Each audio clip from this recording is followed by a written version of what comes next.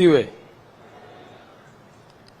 Nianze kwa kumshukuru Mwenyezi Mungu kwa kutukutanisha hapa katika siku ya kihistoria kabisa kwa klabu ya Young Africans, lakini pia tasnia ya football katika taifa letu. Nikushukuru sana mgeni rasmi, Mheshimiwa Mkuu wa Mkoa wa Dar es Salaam.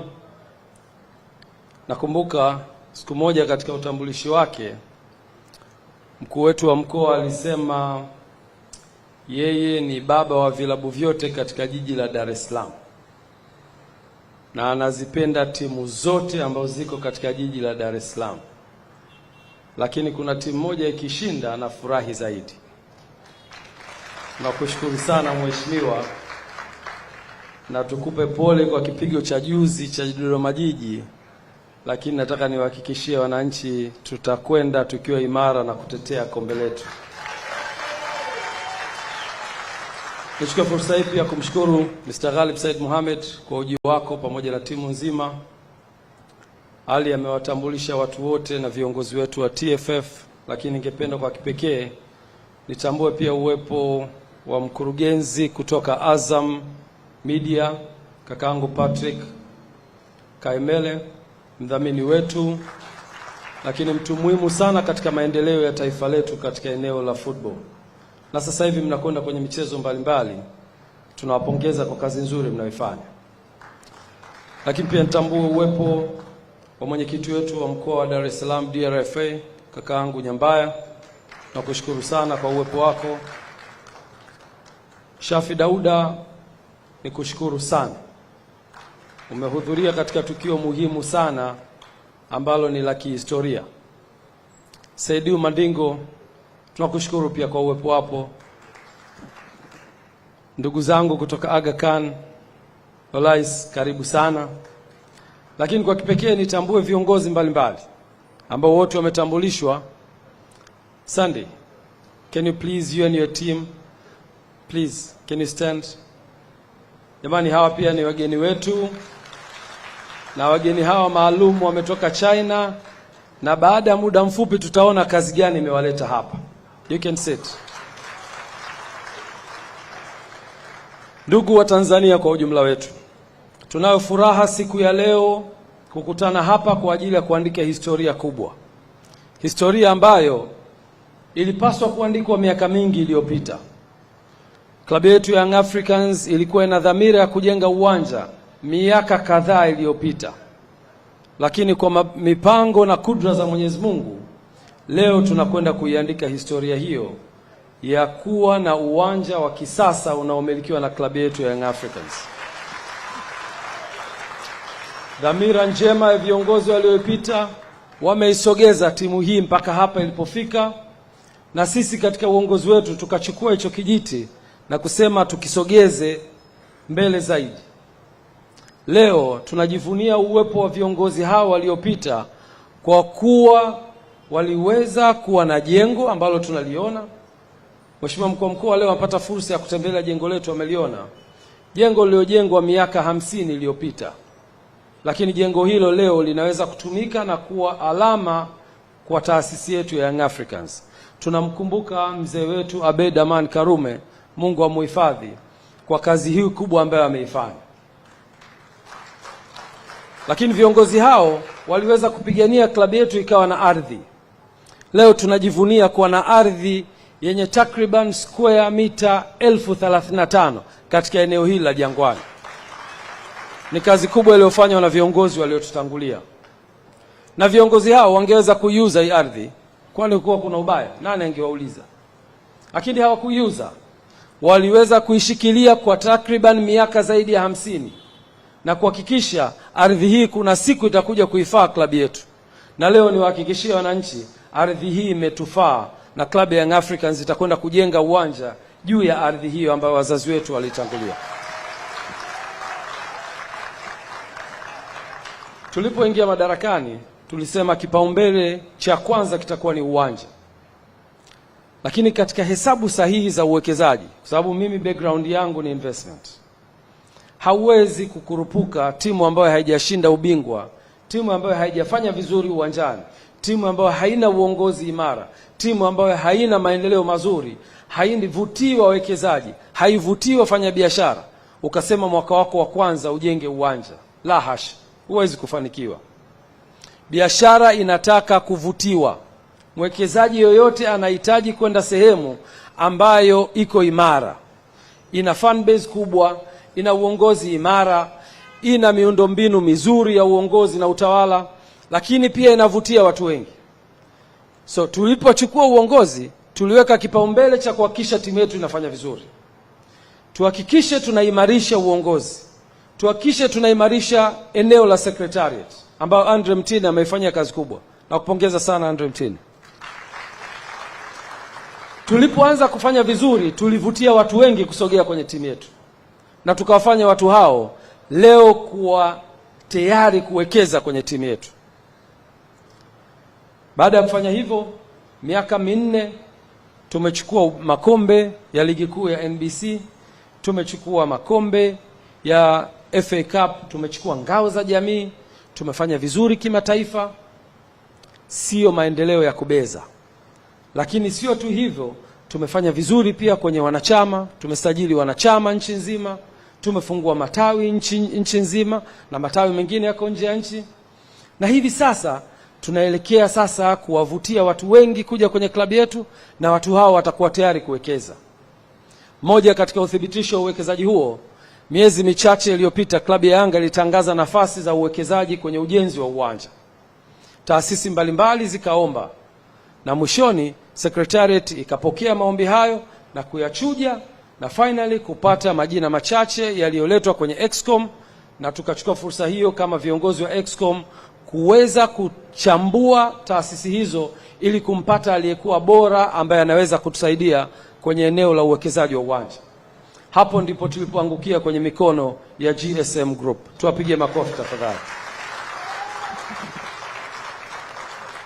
Baada ya mchakato huo kukamilika, tukawaalika GSM Group na tukaunda kamati, na nitambue uwepo wa Ivan Tarimo, na kushukuru sana, akiwa ni mshauri wetu kwenye eneo la fedha, na kaka yetu Alex Mgongolo akiwa ni mshauri wetu kwenye eneo la sheria. Tukaweza kuwapitia na kukaa na GSM Group na kuwaeleza dhamira yetu, na dhamira hiyo ikapokelewa kwa mikono miwili. Ndipo hapo GSM Group kwa kushirikiana na taasisi yetu ya Yanga tukaweza kutengeneza kamiti ambayo ikaanza kufanya design ya uwanja wetu, na leo mmeona wageni wetu ambao wamekuja hapa wamefanya kazi kubwa sana ya kudesign uwanja ili kuweza kufikia malengo ya kwetu kama klabu ya Young Africans, lakini pia malengo ya wawekezaji wetu ambao ni GSM Group. Kazi kubwa imefanyika, mliona watu wako kimya. Kazi hiyo ni kufanya design, architectural design ya uwanja, kufanya structural design ya uwanja, na baadaye kufanya costing, kupata gharama za uwekezaji.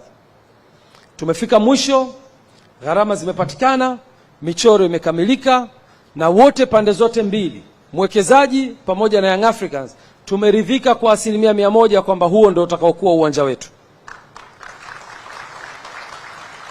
Tukawa na kikao kikubwa siku chache zilizopita, mwanzoni mwa wiki hii.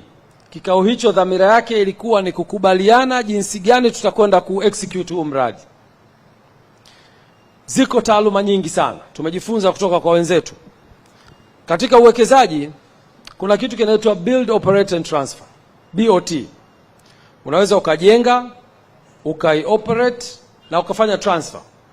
Ni mfumo mmoja wapo wa uwekezaji kwenye viwanja na kwenye miradi mbalimbali. Kuna EPC, engineering, procurement and construction, na saa nyingine kuna financing. Mtu anakufanyia design, anakununulia vifaa, anafanya ujenzi na anagharimikia pia. EPC financing ni sehemu mojawapo ya uwekezaji ambayo inaweza kufanya kazi. Lakini uongozi wenu wa Club Young Africans umetathmini njia zote hizo na kuona kuna njia ambayo inaweza kutufaa zaidi na sio hizo ambazo nimezitaja. Na njia yenyewe ni partnership katika uwekezaji. Tukakubaliana modality ambayo ni sahihi baada ya kupitia modality nyingi, na model ambayo tumekuja nayo ni model ya partnership. Model ambayo itamfanya Young Africans ambaye ana uwanja kusubmit uwanja wake kwenye mradi, na kumfanya GSM Group ambaye ana uwezo wa kifedha kuleta fedha za ujenzi wa uwanja. Hawa partner wawili wakija pamoja, mmoja ana ardhi na mmoja ana fedha za uwekezaji, tutaweza kufikia malengo yetu ya kuwa na uwanja. Na hapo tukakubaliana kwenye partnership. Na leo nataka niseme tu kwa uchache, nimekutana na watu wengi ambao wanaweza kufanya biashara na wana uwezo wa ushawishi. Ghalib ni sehemu ya hao watu wenye uwezo wa ushawishi mkubwa sana kwenye biashara, na ushawishi wake ungeweza kutulalia sisi wanayanga, angeweza kutushawishi na viongozi wakaingia kwenye ushawishi huo. Yako mambo kadhaa ambayo nafikiri nyie ni mashahidi. Partnership za aina hii, wako watu walishawahi kuja na miradi na wakataka umiliki wa 1% nyingi kwenye miradi hiyo. Nimeshangaa skill zako Mr. Ghalib za negotiation hujazileta kwenye klabu ya Yanga. Sijajua ni kwa sababu gani. Nyie wananchi mtaniambia.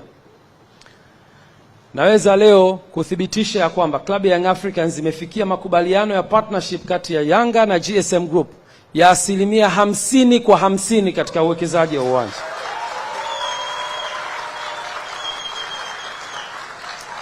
Mtanielewa nikisema kwa nini skills hiyo ya kwako ya ushawishi hujaitumia kwenye Yanga. Ni kwa sababu ya dhamira yako njema uliyokuwa nayo kwenye klabu hii. Leo Mr. Ghalib angekuwa ni mtu wa tamaa, angeweza kusema nataka 80% kwa 20. Na kwa sababu fedha yake ni kubwa inayokwenda kujenga uwanja, tusingeweza kumkatalia. Kwa sababu tunayo shauku ya kuwa na uwanja na tunayo hamu ya wanachama wetu kupata hiyo nafasi ya kumiliki uwanja wao. Na sisi kama Yanga tukiwa hatuna fedha, tungeweza kuingia kwenye huo mtego. Lakini alisema hapana, nataka tugawane 50% kwa 50.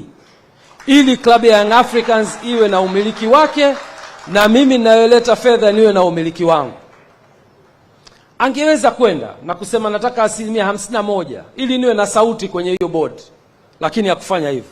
Leo ni kushukuru sana Mr. Ghalib. Hivyo kwa kuhabarisha umma, mradi wetu utakuwa unamilikiwa kwa 50% kutoka upande wa Young Africans na 50% kutoka GSM Group, na hii ni fair balance kabisa kwenye uwekezaji. Itatupa sisi fursa kama wanayanga kumiliki uwanja wetu na itampa fursa mwekezaji kurudisha kwenye uwekezaji ambao wanakwenda kufanya.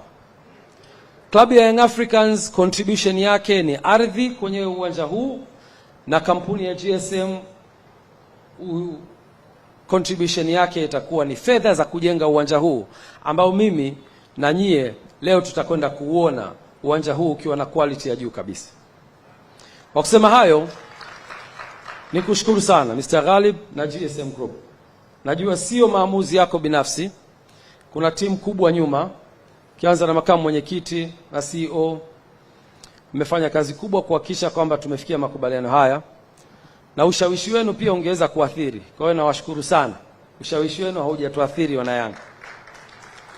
Lakini pia niwashukuru Excom yangu ambao na wenyewe wamekuwa na sisi bega kwa bega kama viongozi wa taasisi yetu kuhakikisha tunafikia malengo makubwa ya klabu yetu.